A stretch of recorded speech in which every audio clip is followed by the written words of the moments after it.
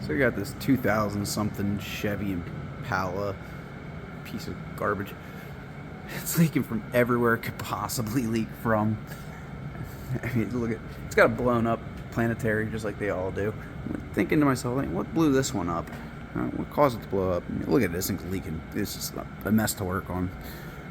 I'm not actually going to pull this transmission out, but I was thinking to myself, what blew it up?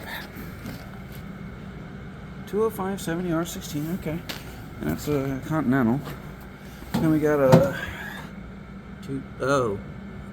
yeah, that'll do it. Cooper. Oh, yeah. That's on the front axle, too. Yeah. Not good. So, okay.